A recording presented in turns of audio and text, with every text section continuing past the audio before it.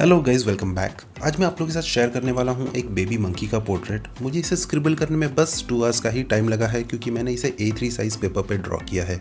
And I just hope कि आप लोगों को भी ये आर्टवर्क पसंद आएगा।